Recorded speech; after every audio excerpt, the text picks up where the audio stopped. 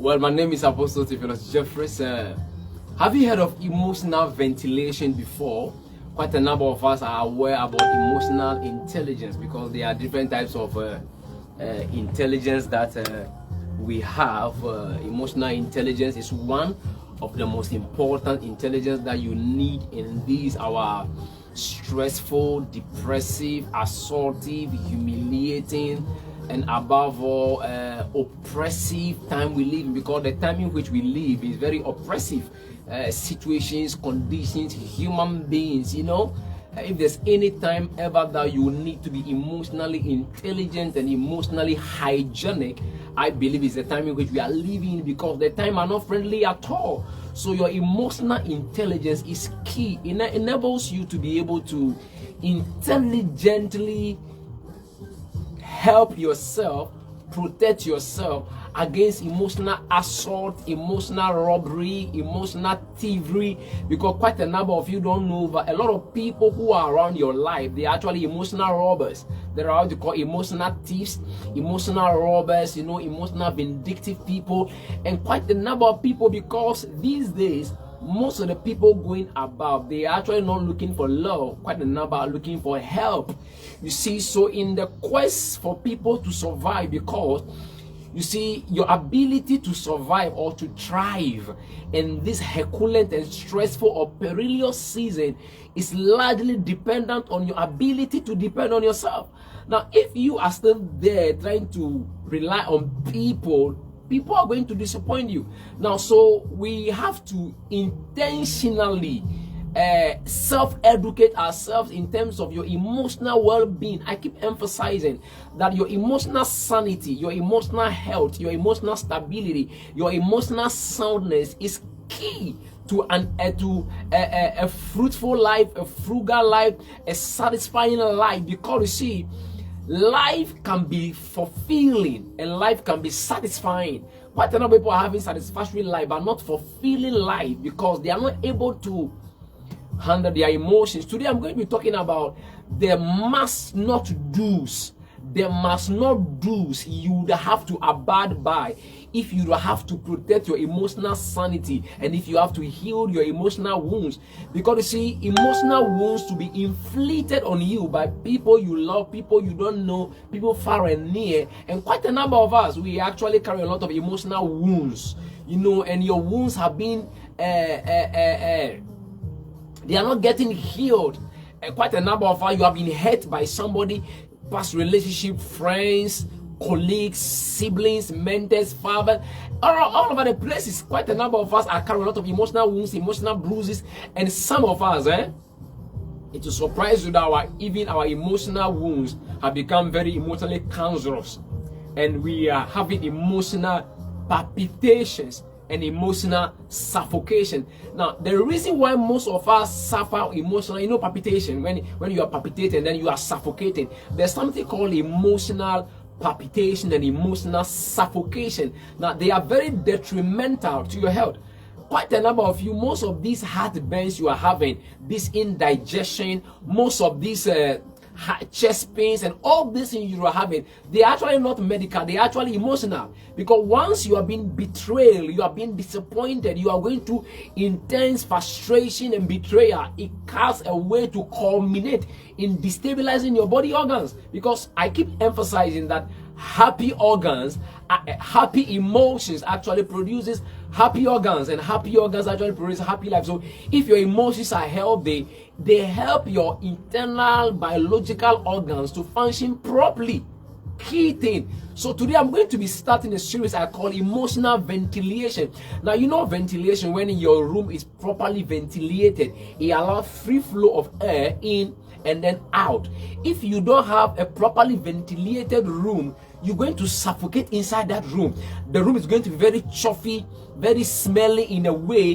When you have a lot of visitors coming into a room and they keep talking, vapor, they keep bringing up the carbon dioxide out of their mouth, and they keep on, airing this carbon dioxide around the room, and the room is not properly ventilated. You just realize that the room is now very chuffy, it's intense, it's warm, you don't breathe fresh air. The same way most of us, there is no proper emotional ventilation going on around us. Now, emotional ventilation has to do with your ability to ventilate, like to be able to ventilate your head, your wounds. This is one of the most difficult topics I will handle, because you see, I'll have to even touch on the church base, especially those of you that people have hurt you, and they keep quoting the Bible. The Bible says just forgive. Let bygones be bygones. No, let bygones be bygones will not heal you when you have been emotionally wounded and hurt. You have to have what you call go through emotional ventilatory process, where you will ventilate you. When I handle depression, there's one type of depression called the CNR depression, which has to do with the hyperventilatory depression that is caused by when your inability to properly release, enough carbon dioxide gets stuck within your lungs and your system. You can't bring it out. It can actually lead to emotional, a lot of depression. The same way emotional ventilation, your ability to be able to ventilate, voice out your head. Now, you see, because we live in a very vindictive era, vindictive season and time, where quite a number of us have not been taught how to communicate our displeasure, because there are a lot of things you are not going to be happy about. In your church, there's going to be things you're not going to be happy about. In your relationship, there are things you're not going to be happy about. In your family, among your siblings, among your colleagues, wherever you find yourself, there is always going to be things you're not going to be happy about. Number two, wherever you find yourself, there are going to be offenses. You know how Jesus put it? Jesus said that woe unto you because of offenses. It means that Jesus was actually articulating that offenses will always be there. You will be offended by your friend, your sister, your colleague, your partner, a stranger. Offenses will come here and there every now and then. These are not things you can do without, because offenses are universal. It transcends gender, it transcends pedigree, it transcends nationality, tribe, and all these things. So if you don't know how to properly communicate your displeasure, if you don't know how to properly ventilate your head, like voice out, release it, a lot of stuff is going to happen to you. One of them is that you're going to have to call cognitive stagnation. You'll be stuck inside your head, and then you're going to have to call respiratory or cardiac stagnation. Emotional cardiac stagnation has to do with that ability where you are not able to properly let out things out of your heart. Most of you a lot of things have been kept inside your heart. You just needed a place to release. You know that feeling where you really want to empty your bowels, and you are going to the washroom. Sometimes you just go and empty the bowels. You feel so relaxed. Your bowels are relieved and your body comes to normalcy. The same way when you keep this inside your heart, because your heart is one of the most hectic, workaholic organs. It works 24/7, whether asleep, because the heart and the lungs, always pumping blood, releasing blood, you see, the circulatory system, your heart is always pumping. Do you know how many times your heart has to even beat in a minute? So this heart is already under pressure. Your heart is already multifunctioning. It's a multi-purpose. The central processor of your life is your heart. So the Bible will even tell you that, hey, guard your heart with all diligence. That is why you don't need to give your heart more pressure, more work. The more you are betrayed, the more you're giving your heart more work. The more you get frightened, the more you're giving your heart more work. The more you are disappointed, the more you're giving your heart more work. The more you are being hurt, the more you are giving your heart work to do. Do you feel how you feel when you are being disappointed, when you are being like you call it broken heart? Like emotionally broken. Somebody left you, somebody abandoned you, somebody lied against you, somebody ostracized you, somebody accused you, somebody blackmailed you, somebody trying to tarnish your name or spoil your name. Some of these people are called poisonous people. I call them doggish and swining people. Doggish and swining people, like Jesus will put in the Bible. Jesus said actually that don't give what is holy to dogs, and don't cast your pearls before swine, because dogs and swine, they have a very weird character. They are not clean. They don't even understand the expensing, the valuability of expensive stuff. And most of you, your valuable stuff like your time, your energy, your secret, you just make it bare to people and they hate you and your heart is bleeding. The more your heart bleed and the more your heart is under this intense pressure, the more you are short-lived. Because see, when your heart stops, your life can end. When your mind gone crazy, you can still be alive. But when your heart is stopped, trust me, you're gone. So you need to protect your heart. How do you do that? One of the things is to properly ventilate, emotional ventilation, to properly allow things out. Don't have cognitive stagnation and don't have emotional suffocation where you get things stuck inside your heart. So quite a number of you just needed somebody to listen to you. And let me say this to all counselors and all pastors and apostles or prophets or bishops or religious leaders or whatever it is. If there's ever a conflict between two people and you happen to be a mediator, especially pastor, don't just quote the Bible that the Bible says just forgive. No, Jesus spoke about blessed are the peacemakers. Peacemaking is a process. It's an act. It's a skill. You have to properly learn how to make. You understand? Peacemakers, you must make. It means that it has a particular process you have to go through to be able to make peace. Unfortunately, most people who are saying they are peacemaker, they are actually not peacemaker. They are actually a lot of misonomic jejun or amateur or some sincerely wrong individuals. They are sincere, but they don't know how to do it. They just, oh, you just forgive and forget. No, oh, you just let go. No. Somebody is bleeding, somebody is hurting. He needs a listening ear. Somebody needs to listen to them. They must be able to vent out their displeasure, vent out their hurt, release the toxic, because see, hurt is toxic. Have you been hurt before? Do you know that chances are that you may not be able to even sleep that night? So hate is an emotional poison. You don't keep hate. That is why even Jesus said that, well, don't allow the sun to go. Be angry. Jesus didn't say we shouldn't get angry. No, it will be suicidal and detrimental. Jeopardizing to your emotional well-being and state. To tell someone, oh, don't get angry. Oh, no. You must have anger.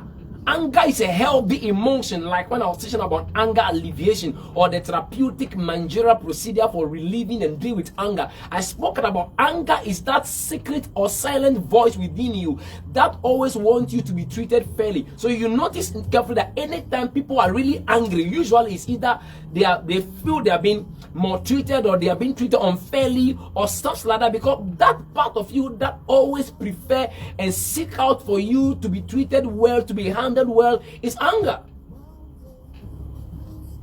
I'm trying to talk about emotional ventilation now. How do you do emotional ventilation? Because emotional wounds can be treated.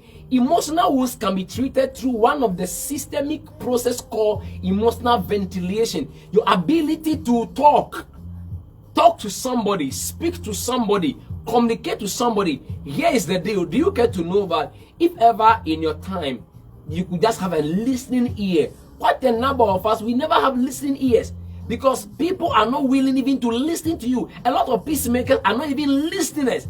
If you must be a peacemaker, one of the qualities of a peacemaker is that you are a good listener. You are able to empathize with the hurting soul, to listen to their hurt, to listen to their wounds, to listen to their displeasure. Because a lot of people, immediately people are able to willingly, intentionally listen to them, give them a listening ear, and they're able to vent out their displeasure. You realize that even within you begin to feel a bit calm and a bit relieved because emotional ventilation is great. Now, in as much as emotional wounds will be healed through emotional ventilation, ability to talk, I want to tell you that if you want to talk, you must talk to the right people, because in this time in which we live, a lot of listening ears, they are actually talking mouths, because people these days don't just listen. A lot of people are listening for wrong reason. So emotional ventilation is great. So one of the key things you can do is to be able to talk to somebody. Find someone to talk to. And those of you that you know people around you and they are hurting, I encourage you, give them listening ears. Allow the hurting people to vent out, to release the hurt in their heart, to release the wounds they are carrying, the displeasure they are carrying. Don't shut them down. Oh, it's okay. No, it's okay. You just forget. No. Most of you can testify that up to now, you keep saying that you are forgiving people, you have let go, but you have not. Sometimes I can tell you, you can even forgive people, but you are hurting, because emotional wounds are just like physical wounds. You have a physical cut. You have to treat it. Somebody can infringe a physical wound on your body. You may have forgiven the person, but the wound is still there. You got to take care and treat the wound. In like manner, the same way emotional wounds. And emotional wounds, they are more serious because they are not there for the physical eyes to see. That's why you have a lot of smiling faces with a lot of heavy heart, bitter heart, wounded heart, all over the places. Well, I'll be ready. If you really needed somebody to talk to listen to you, not to judge, not to condemn you, I will listen to you, because I'm very professional at giving people what they call conversational therapy. In conversational therapy, we create the ambience, the welcoming, the receptive, the lovely, the succulent, the amiable atmosphere where we just listen to people, because people need to be listened to. One of the greatest need of our time is people to listen to. We have little listening ears, but a lot of criticizing mouth. We have little understanding heart, but a lot of vindictive lips all over the place.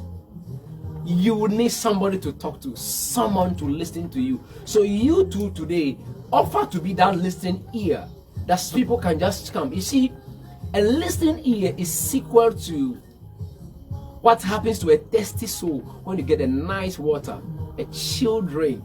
Have you been so thirsty before that you just need a drink just to quench your thirst? And then here comes a nice drink, a nice malt, a nice whatever. You just drink, and do you see how you have the relief, that physical relief after just drinking a nice liquid water, warm? You are relieved. In the same way, a lot of people, immediately people thought they just talk to people, somebody listen to them, like you are offloading burden.